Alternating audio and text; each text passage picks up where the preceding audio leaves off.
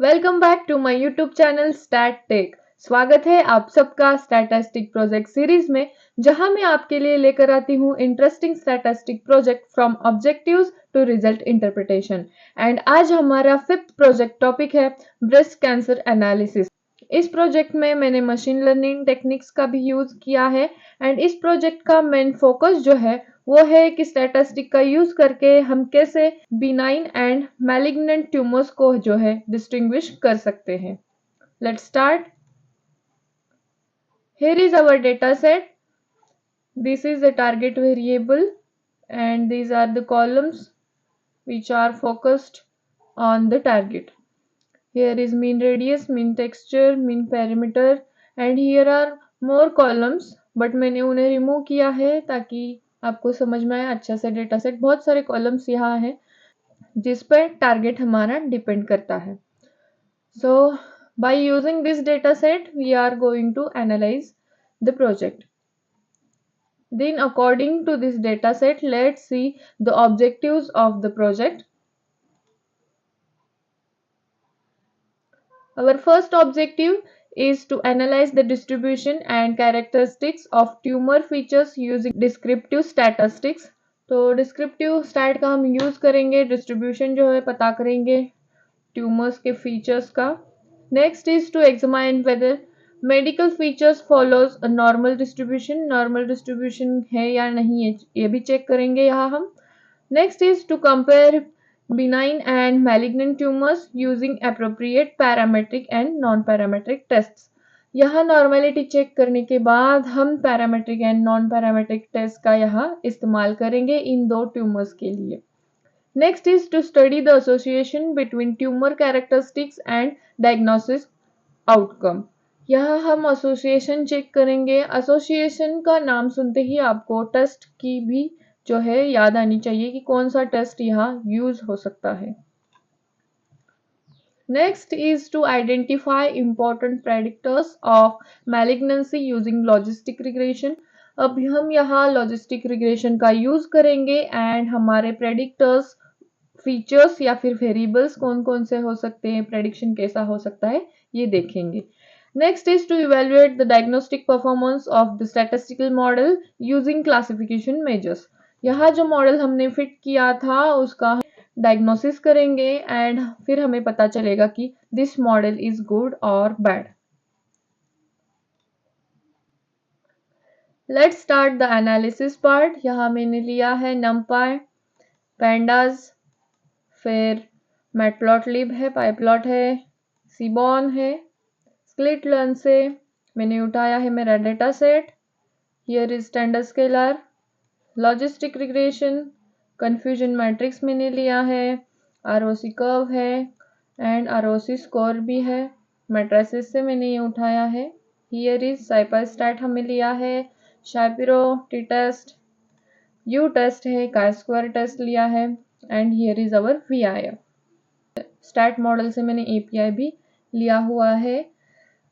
Let's run this and see the result. And this is the data set. Here is the data. अब इस data को columns में form करेंगे। ये जो डेटा है इसको अच्छे से डिस्क्राइब करने के लिए मैं डेटा फ्रेम का इस्तेमाल कर रही हूँ। And here is the result. You see here mean radius है, मीन टेक्सचर है, मीन पैरामीटर है एंड अदर्स जो कॉलम है, बहुत सारे कॉलम जो है जो अफेक्ट करते हैं टारगेट को, वो सारे कॉलम्स यहाँ दिए गए हैं। हियर मैंने लिखा है भी यहाँ, here I have typed that 0 equal to malignant and 1 is equal to benign. Let's get some information from the data set. Here are the values 5, 6, 9. Just look at these values. Non null count जो है सबका same है। यहाँ कोई भी जो है हमारी वैल्यू ऊपर नीचे नहीं है। इसका मतलब डेटा कंप्लीटली क्लीन है। हम इसका इस्तेमाल अब कर सकते हैं हमारे एनालिसिस के लिए। डिस्क्राइब कर लेते हैं डेटा को। मीन हमारा ईच कॉलम का मीन यहाँ दिया गया है। Let's see for the target का मीन भी यहाँ है and here maximum values, minimum values, standard deviations are here. First step जो होता है डेटा अंडरस्टैंडिंग का, इसके लिए मैं छोटे छोटे जो है हिस्टोग्राम निकालूंगी ईच कॉलम का। हियर लुक, नॉर्मली डिस्ट्रीब्यूटेड जो है कॉलम्स तो नहीं लग रहे मुझे, and here is our dependent variable, target variable. So for this, here is the count plot malignant के लिए and benign के लिए। benign के जो पेशेंट्स हैं उनकी वैल्यूज यहाँ ज़्यादा दिखाई दे रही है। So next we are going for the Shapiro test for the normality. Here our H0 is data is normally distributed and H1 is data is not normally distributed. Malignant की p value यहाँ दी गई है 0.001, इसका मतलब है 0.05 से ये value जो है छोटी है, एंड फॉर बिनाइन की पी वैल्यू 0.6678 है। Here we can say that malignant जो है वो नॉर्मली डिस्ट्रीब्यूटेड नहीं है and benign is normally distributed. मतलब हमें यहाँ पैरामेट्रिक एंड नॉन पैरामेट्रिक दोनों टेस्ट की जो है ज़रूरत है। नेक्स्ट टी टेस्ट अप्लाई करेंगे। Here is the result. P value जो है हमारी 1.6844 इंटू ई रेस टू -64 है। इसका मतलब हमारी पी वैल्यू 0.05 से काफ़ी ज़्यादा छोटी है। अब यहाँ हमारा हाइपोथेसिस जो है हम कैसे डिफाइन करेंगे। हमारा नल हाइपोथेसिस जो है H0 is mean radius of benign is equal to malignant and alternative hypothesis जो है हमारा H1 is mean radius of benign is not equal to malignant. So here the p value is less than 0.05, that's why we can say significance here. इसका मतलब ये होता है कि malignant tumours का एवरेज रेडियस सिग्निफिकेंटली ज़्यादा है। Next we are going for U test, Mann Whitney U test. P value is 2.6929 into E raise to -68। अब यहाँ हमारा जो हाइपोथेसिस है वो होगा H0 is distributions are same and H1 is distributions are different and 0.05 से यहाँ हमारी p वैल्यू जो है छोटी है, मतलब difference confirmed without normality assumption. अब ये कब यूज करते हैं, जब डेटा हमारा नॉर्मल ना हो। ये नॉन पैरामेट्रिक टेस्ट है। Then I am going for radius category. यहाँ मैंने कोड लिखा है, ये है कंटीजेंसी टेबल का code and this is our chi-square test. Let's print this. Here is the chi-square statistic value and here is the p value. P value is 2.150 into here e raised to -71।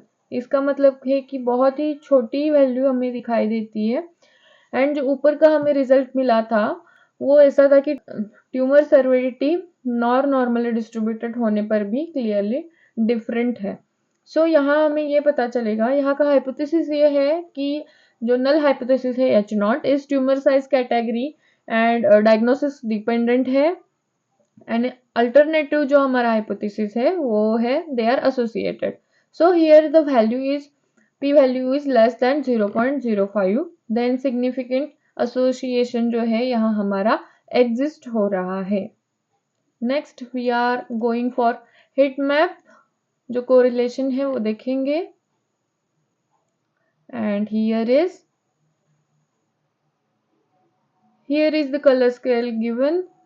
Red colour की तरफ जो जा रहा है वो है positive correlation and blue की तरफ है negative correlation. We can say the relation between each other columns.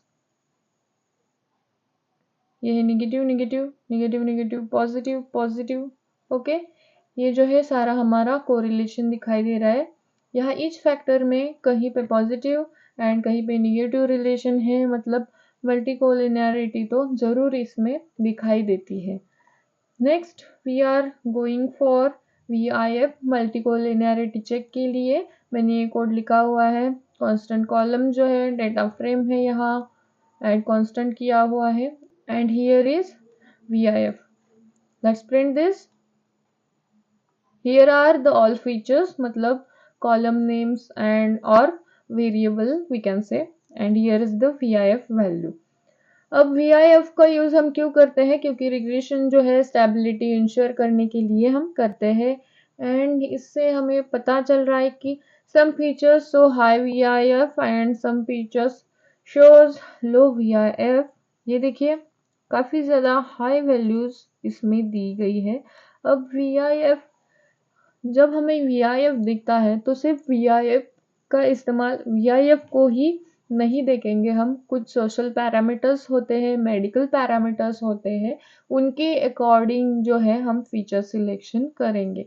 जैसे कि मीन रेडियस है and here is concavity. Let's see which variables I am taking. Here is the mean radius, mean texture, mean concavity. We can see here mean radius है, means texture है and here is the concavity। ये parameter मैंने क्यों लिए? Other भी मैं ले सकती थी क्योंकि वैल्यू जो है छोटी बड़ी है यहाँ पर। ये जो पैरामीटर्स है वो अफेक्ट करती है, मेडिकली सोशली अफेक्ट करती है उस पेशेंट पर। That's why I am taking this variables, this features. Logit लिया है मैंने एंड मॉडल फिट किया हुआ है। Let's get the model summary. Model जो है वो सक्सेसफुली क्रिएट हो चुका है and here is the summary. This is the dependent variable target जो है हमारा, मॉडल लॉजिट है। मेथड MLE यूज किया है हमने इसमें। लॉग लाइक्लीहुड की वैल्यू भी निगेटिव आ चुकी है।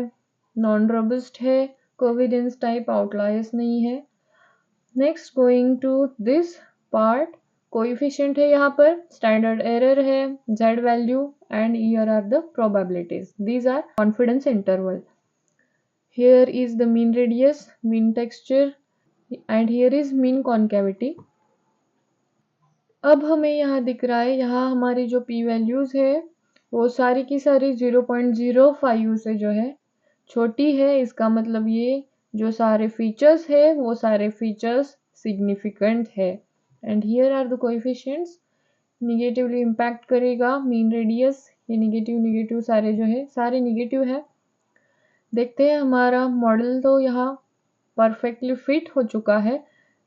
Then let's see the odds ratio. अब यहाँ ऑड्स रेशो को देखने से पहले यहाँ का जो हमारा हाइपोथेसिस था वो हाइपोथेसिस मैं आपको बता देती हूँ, क्लियर करूंगी। हमारा यहाँ नल हाइपोथेसिस था, features has no effect on malignancy and our alternative hypothesis H1 is feature significantly affects the malignancy। Then here all our features affects the malignancy and these are the odds ratio values। all values are less than 1, then we can say this model is perfect। and यहाँ के जो features है, ये features increase होने पर cancer का कितना risk बढ़ाता है ये हमें ऑड्स रेशो बताता है। Next we go for standard scaler logistic regression and यहाँ फिर से मॉडल फिट करेंगे एंड यहाँ हम अब प्रेडिक्शन करेंगे। मॉडल तो अच्छे से फिट हो गया है, यहाँ हम प्रेडिक्शन करेंगे। These are the values of Y pred. Prediction हमने किया है इन वैल्यूज का। ये मैलिग्नेंट है, बिनाइन है 1। Okay, these are the values। Let's go for confusion matrix for model accuracy check करने के लिए। ये एक्यूरेसी टेबल का जो है हिट मैप आपको दिखाई दे रहा है। This is the colour scale. Here we see true positive, true negative values. Okay, यहाँ प्रेडिक्टेड वैल्यूज है and these are the actual values. अब प्रेडिक्टेड का जो है malignant and here is benign 185, here is benign and malignant 343।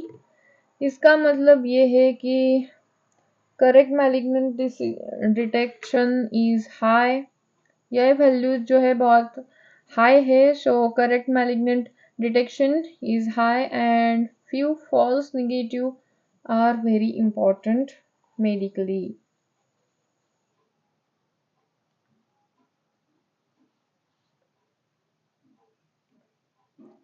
Next we go for the diagnostic test. यहाँ हम diagnosis करेंगे इस मॉडल का एंड इस वैल्यूज का, प्रेडिक्शन का।